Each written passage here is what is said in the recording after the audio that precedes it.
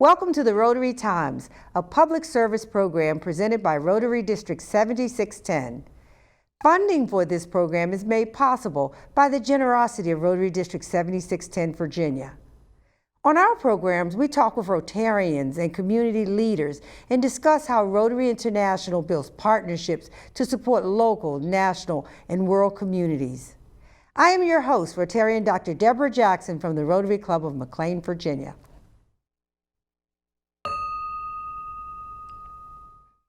We know that philanthropy markers connect what's in people's hearts when they give to a cause.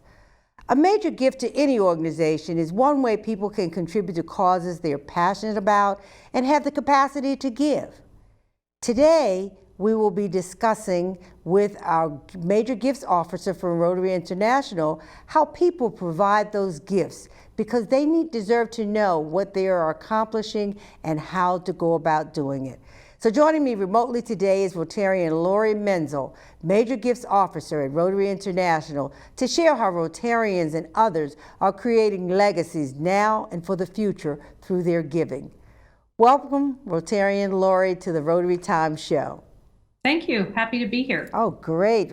I'm excited because I know that the kinds of things that Rotary does in terms of their causes and their programs, they do require funding. And so it's wonderful to know that there are ways that people can give to support the organization. So thank you for being here.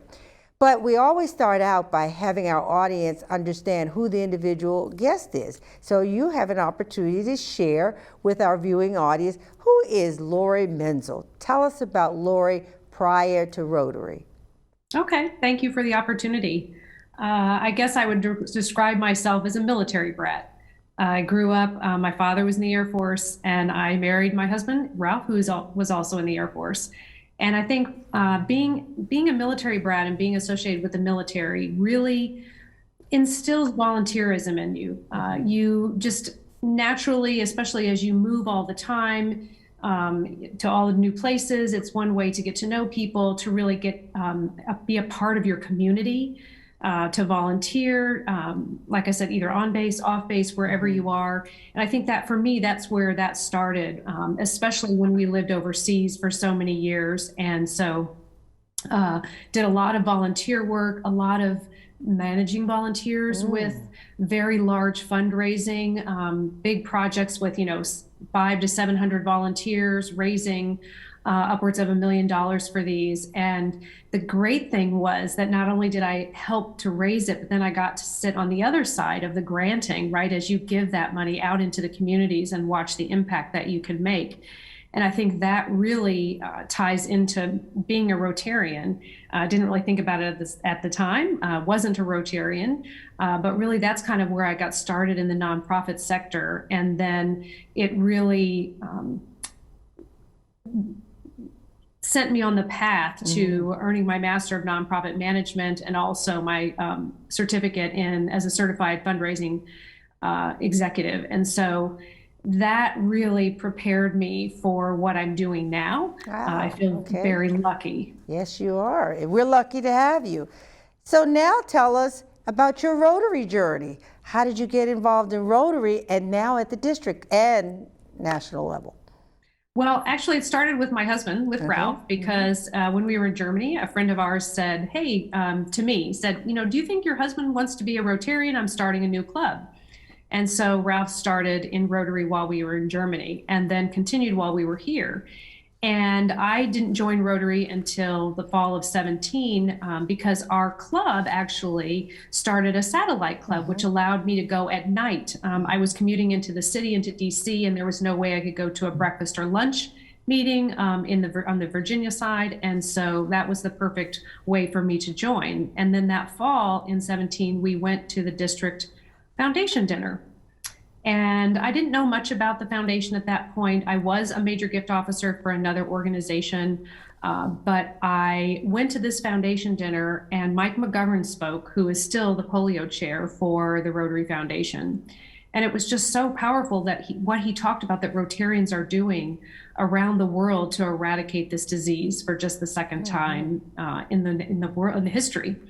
and also then listening to the individuals that were recognized for their passion and for their giving, and the clubs and all the work they're doing out in their areas and globally. I mean, I was just like, what is this Rotary Foundation? And so when I went home, I, like anyone else, got on my computer and Googled the Rotary Foundation. How does it work? You know, where's staff? How do they raise money? How do they do all this? Yeah. And I was very fortunate that when I was out there looking that evening, that this position that I've been in for almost 4 years was advertised. And I thought, you know, I'm going to apply for this. This sounds so interesting. And as a Rotarian, how cool would that be to actually work for the organization as well?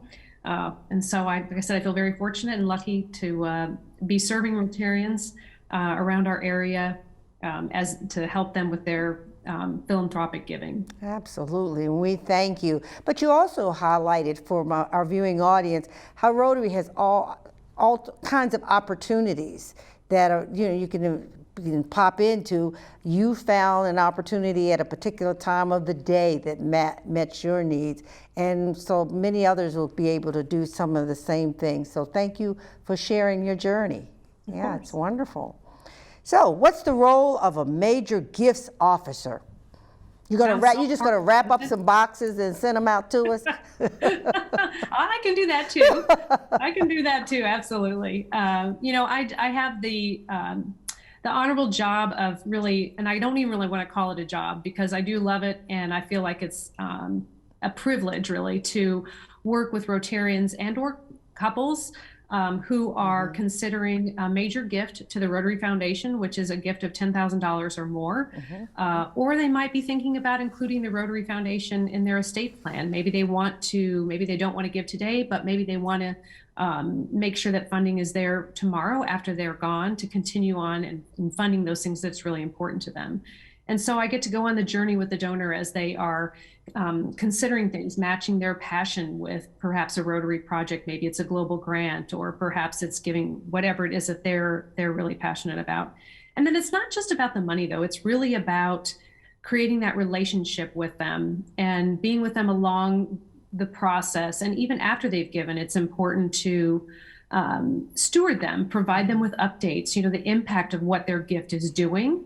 There was a quote the other day. I was on a call with past Rotary International President John Germ, and he said, you know, it's not just about the money, it's what the money can do. And I think that's really the important part of my job, is connecting the donor with, you know, their passion and the impact they want to make. Absolutely. So how can I achieve major donor?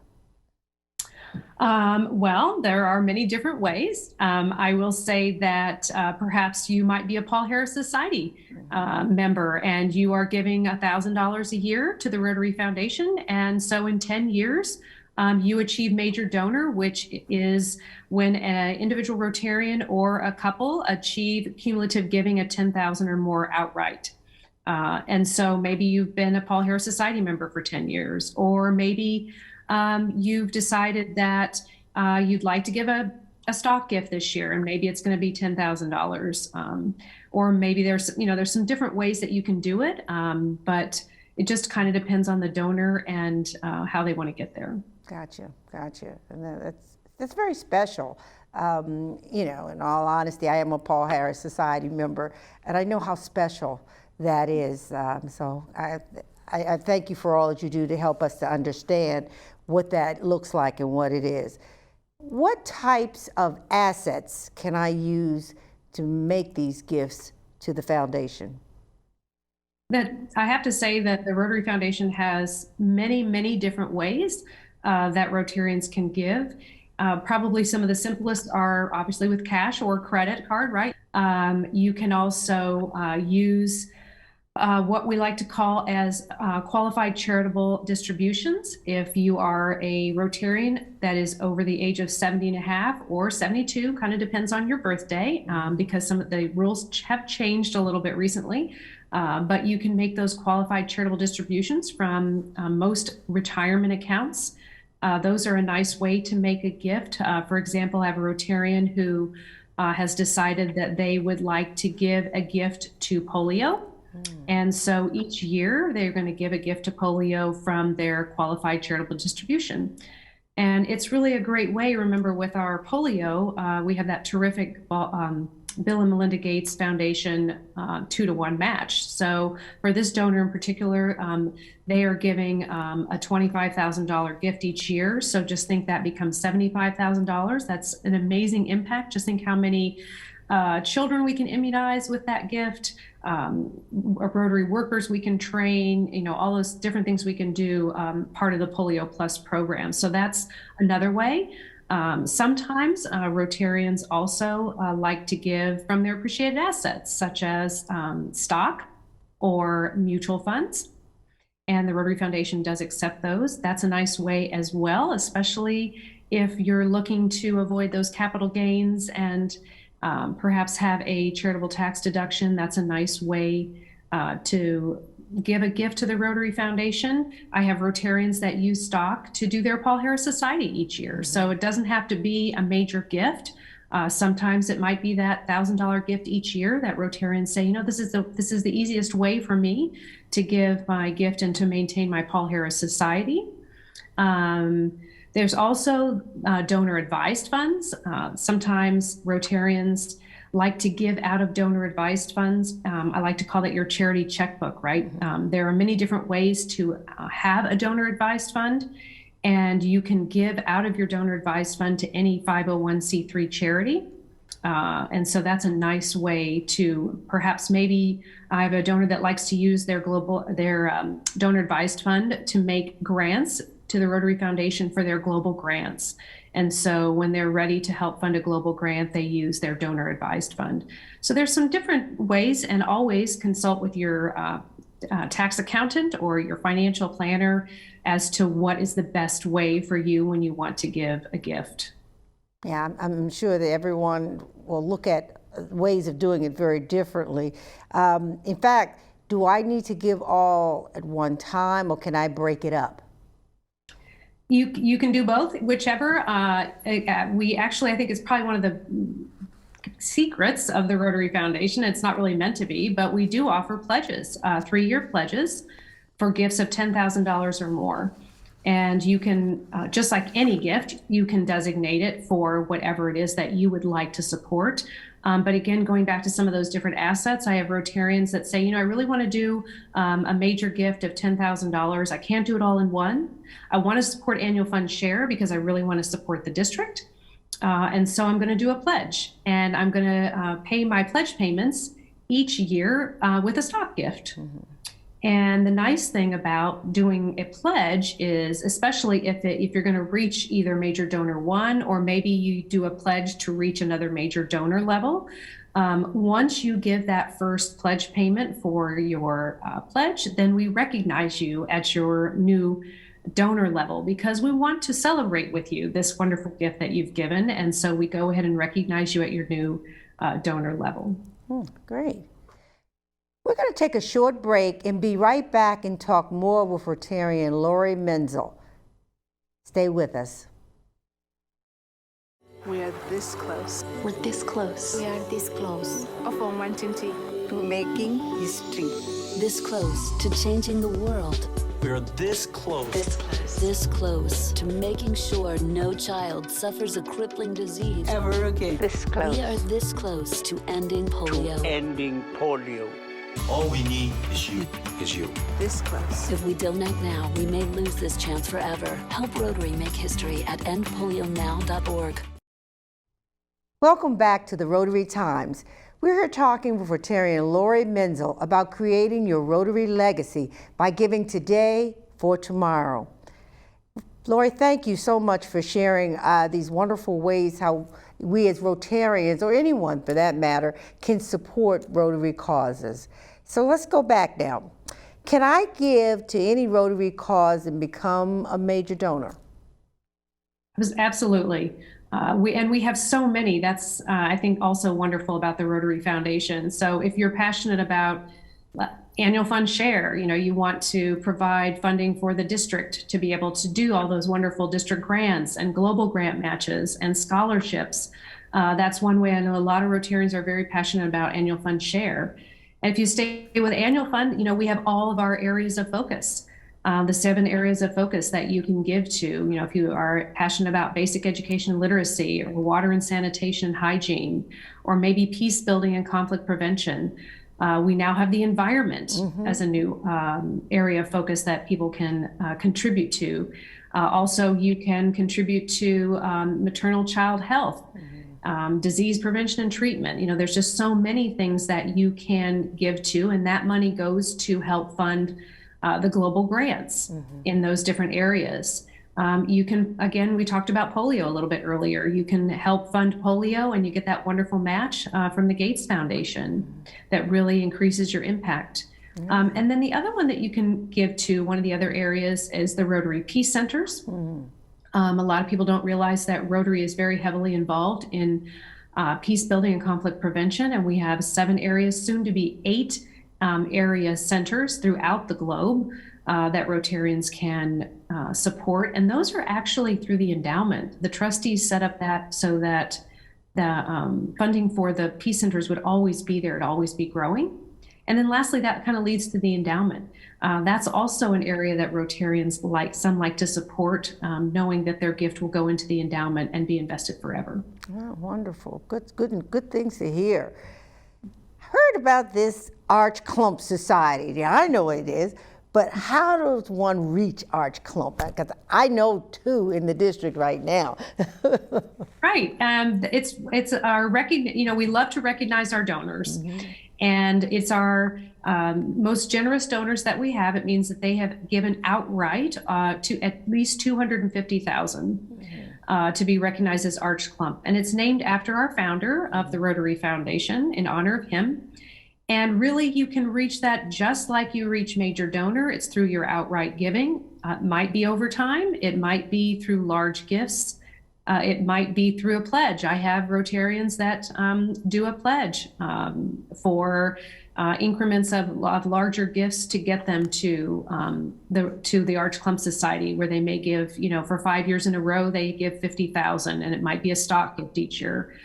So there are different ways that you can reach our Arch Clump Society, but that is through outright giving. Gotcha. What's the difference between major donor and the Bequest Society? Great question. And one that many Rotarians do ask. I always like to say major donor is your outright giving, right? It's the gift that you've already given, that's already out there in the world, that is already working, making an impact. It's all the cash contributions, no matter how they've come in. And Bequest Society is the future. That's where we have not actually received your gift yet, but you've said to Rotary, Rotary is really important to me. I'm going to include Rotary in my estate plan. And when I pass away, I'm going to provide a gift that will be designated for whatever particular area that I am passionate about. Let's say I've decided I want it for water and sanitation. So my gift, when it comes in after I pass away, will provide funding forever for water and sanitation and hygiene global grants. So there are many types of estates that you can, ways you can fund through your estate. What are some others? Right. So we talked about a couple of them earlier. One is your retirement account through a beneficiary designation. You're going to be using that retirement account now. Maybe you're funding some charitable giving. Maybe you're taking some as income. But in the end, where do you want that money to go? Maybe it's going to go to your spouse. Maybe your children, depending on how you set that all up. One of the things that has become more tax advantaged is designating a charity as your beneficiary or partial beneficiary of an IRA. And so that's one way, one asset that Rotarians can use. Also, life insurance policies. Sometimes Rotarians say, I just did one the other day where a Rotarian has a life insurance policy, and half of it is going to go to his wife, and half of it is going to go to the Rotary Foundation when he passes away. So that's another way. Because sometimes, we've taken out those life insurance policies when we were younger. Maybe we don't need them anymore. Our house is paid for, our spouse is taken care of, our children are taken care of. And then so sometimes we want to maybe leave that to charity. Also through our will, a lot of Rotarians, very popular to say, okay, I'm going to do a percentage of my will to the Rotary Foundation. Just had one the other day who did a gift percentage in their will, and they're going to fund a split gift of basic education and literacy in the environment when that gift comes in. So you can make that decision there. And then also some people name the Rotary Foundation in trust. Just kind of depends on the assets you have and working with your financial planner or estate planner as to what would be best for you. So there are a lot of ways we can plan for the future in terms of our legacies. Absolutely. And personalizing some of that. It's interesting. So I can join the Bequest Society. Is there a designated amount on that? So the Bequest Society begins at $10,000. Okay. That's for the Bequest Society. Okay. And you most certainly can designate that. You could say, I'm going to leave a gift to the Rotary Foundation of $10,000, and I want to designate it for endowment fund share. And what that means is when your gift comes in, and where we say when that gift is realized, the $10,000 goes into the endowment and it is invested forever, and the spendable earnings that come off of that gift every